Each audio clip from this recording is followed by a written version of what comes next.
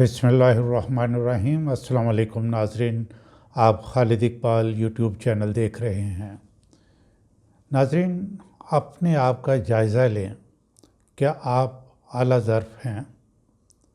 हर शख्स, मर्द हो या औरत, उसकी अपनी एक पर्सनैलिटी यानी शख्सियत होती है। एक ज़ाहरी शख्सियत है और दूसरी बातनी। ज़ाहरी शख्सियत का मतलब ये है कि कोई इंसान देखने में कैसा है, कद कितना है, रंग क्या है, कपड़े कैसे ज़ेब तन करता है, कपड़ों का रंग क्या है। अगर ज़ाहरी शख्सियत ऐसी है कि इंसान पुरकशिश नज़र आता है, तो वो कशिश तब तक कायम रहती है जब तक बातनी औसाफ भी आला दर्जे के ना हों। इन औसाफ में ज़र्फ़ बहुत अहम है। नाज़रीन, सच कहूँगा, मैंने ज़िंदगी में आला ज़र्फ़ लोग कम ही देखे हैं और मुलाकात तो चंद एक से ही हुई है।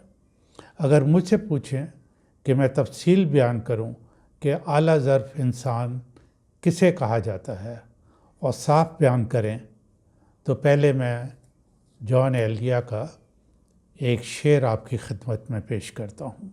है सियासत से ताल्लुक़ तो फ़कत इतना है, कोई कम ज़र्फ़ मेरे शहर का सुल्तान ना हो। नाज़रीन, मैं नेल्सन मंडेला को इंतहाई आला ज़र्फ़ इंसान समझता हूँ। नेल्सन मंडेला 5 साल तक साउथ अफ्रीका का सदर रहा, लेकिन इससे पहले उसने 27 साल 27 ईयर्स जेल काटी। जेल भी ऐसी कि उसको कभी किसी जेल में रखते थे और कभी किसी जेल में ले जाते थे। किसी को उससे मिलने की इजाज़त नहीं थी। उसकी कोई तस्वीर जेल से बाहर नहीं आने दी जाती थी। मज़ीद ये कि उसके बारे में किसी किस्म की कोई ख़बर जेल की दीवारों से बाहर नहीं जाती थी। रहाई के बाद उसने सदारती इलेक्शन में हिस्सा लिया और अवाम ने उसे भारी अक्सरियत से सदर मुंतखब कर लिया। पहला ऐलान उसने ये किया कि उसने तमाम उन लोगों को माफ़ कर दिया जिन्होंने उसे 27 साल तक जेल में रखा और अवाम के ज़हनों से उसके नक़ूश मटाने की नाकाम कोशिश की। नेल्सन मंडेला का ये ऐलान इंतहाई आला ज़र्फ़ी थी।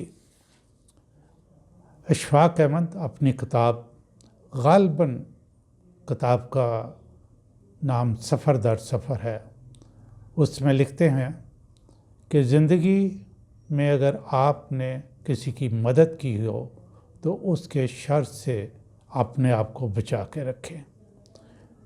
यूँ ही उस शख्स को मौका मिलेगा, वो खम ठोंक कर आपके सामने आ जाएगा, ये बताने के लिए कि वो किसी से कम नहीं। नाज़रीन, ये कम ज़र्फ़ इंसान की निशानी है। मेरा ये मुशाहिदा है और तजर्बा भी कि आला ज़र्फ़ी तालीम या ट्रेनिंग से नहीं आती। शायद ये खून में शामिल होती है और नस्ल दर नस्ल चलती है। एक आला ओहदे पर फाइज बाइख्तियार अफसर कम ज़र्फ़ हो सकता है और कोई मामूली तनख्वाहदार मुलाजमत करने वाला शख्स आला ज़र्फ़ी का सबूत दे सकता है। सच पूछें तो मुझे ज़िंदगी में शेर ज़्यादातर गुनगुनाने का मौका मिला। तेरे शहर के तमाम आला ज़र्फ़ लोग, वक्त आया तो बड़े कम ज़र्फ़ निकले। नाज़रीन, एक दिन मेरी अम्मी जान मुझसे कहने लगी, हमने सारी ज़िंदगी मेहनत और ईमानदारी से रिज़्क़ कमाया, ना जाने हमारे रिज़्क़ में क्या बात है या क्या कमी है कि जिन मुलाज़मिन ने भी खाया, किसी ने कभी भी वक्त आने पर वफ़ा नहीं की।